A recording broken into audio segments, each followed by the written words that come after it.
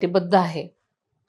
ही bank अवसायनात निघाल्यानंतर बुलढाणा जिल्ह्यातील काही मोठे नेते दादांकडे यायचे आणि बँकेला आर्थिक मदत करा म्हणून पाठपुरावा करायचे, हे आपल्या सगळ्यांना माहिती आहे।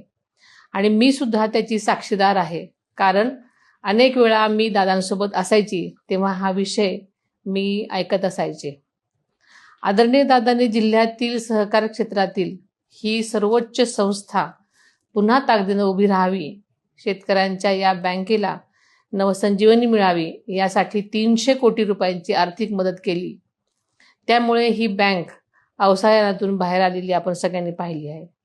आता मात्र या नेत्यांनी आपल्या पक्षाला वगळून इतर सर्व पक्षाला सोबत घेतलं, याची मला खंत वाटते। 21 पैकी 12 संचालक बिनविरोध केले। ज्या दादांनी बँकेला भरीव मदत केली त्यांच्याच पक्षाला बाजूला ठेवण्याचं काम त्यांनी केलं। त्यामुळे माननीय दादांच्या नावानं स्वर्गीय अजितदादा पवार शेतकरी परिवर्तन पॅनल या नावानं आपण पॅनल उभं केलं आहे।